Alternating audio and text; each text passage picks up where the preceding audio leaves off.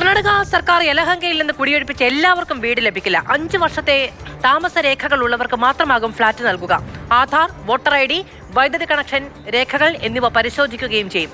ശ്രീധരൻ വിവരങ്ങളുമായി ചേരുകയാണ്. ശ്രീധരൻ, താമസ രേഖകളടക്കം പരിശോധിച്ച് പൗരത്വ രേഖകളടക്കം പരിശോധിച്ചുകൊണ്ടൊക്കെ മാത്രമായിരിക്കും ഈ പുനരധിവാസം എന്നുള്ളത് തന്നെയാണ് നേരത്തെ കോൺഗ്രസിന്റെ മുതിർന്ന നേതാക്കൾ നൽകിയ വാഗ്ദാനങ്ങൾക്കപ്പുറത്ത് നമുക്കിപ്പോൾ മനസ്സിലാക്കാൻ കഴിയുന്നത്. ഈ യലഹങ്കയിൽ നിരവധി ആളുകൾ ഈ കുടിയേറി പാർത്തിയിട്ടുണ്ട്, അല്ലെങ്കിൽ കയ്യേറി പാർത്തിയിട്ടുണ്ടോ എന്നത് നേരത്തെ മുതൽ തന്നെ സർക്കാർ പറയുന്നുണ്ട്. ഇപ്പോൾ തന്നെ സർക്കാരിന് ലഭിച്ച അപേക്ഷകൾ അനുസരിച്ച് 260-ലധികം അപേക്ഷകൾ ഈ വീടിന് വേണ്ടി അവിടെ വന്നിട്ടുണ്ട്. പക്ഷേ സർക്കാർ കണക്കുകൾ പ്രകാരം പൊളിച്ചത് 168 വീടുകൾ മാത്രമാണ്. അതുകൊണ്ട് തന്നെയാണ് ഇക്കാര്യത്തിൽ കൃത്യമായിട്ട് മാനദണ്ഡങ്ങൾ വെക്കാൻ സർക്കാർ ആലോചിക്കുന്നതും.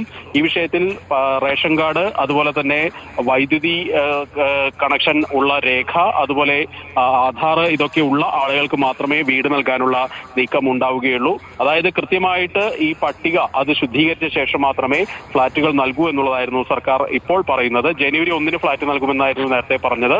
പക്ഷേ ഇക്കാര്യത്തിൽ പല സങ്കീർണതകളുമുണ്ട്. ഈ വിഷയം രാഷ്ട്രീയമായി തന്നെ സർക്കാരിന് ചിലപ്പോൾ തിരിച്ചടിയാവാനുള്ള സാധ്യതയുണ്ട്. ഇതൊക്കെ മുൻകൂട്ടി കണ്ടുകൊണ്ടാണ് സർക്കാർ ഇപ്പോൾ ഇത്തരത്തിൽ കൃത്യമായിട്ട് രേഖകളുള്ള, താമസ രേഖയുള്ള ആളുകൾക്ക് മാത്രമേ വീടുകൾ നൽകൂ എന്നുള്ള നിലപാടെടുത്തിരിക്കുന്നത്. ശരി, KB ശ്രീധരനാണ് വിവരങ്ങൾ നൽകിയത്. യലഹങ്കയിൽ പുനരധിവാസം എല്ലാവർക്കും ഉണ്ടാകില്ല. 5 വർഷത്തെ താമസ രേഖകളടക്കം ഹാജരാക്കുന്നവർക്ക് മാത്രമായിരിക്കും ഇത് എന്നുള്ളതാണ് ഇപ്പോൾ വ്യക്തമാക്കപ്പെടുന്നത്. KB ശ്രീധരനാണ് വിവരങ്ങൾ നൽകിയത്.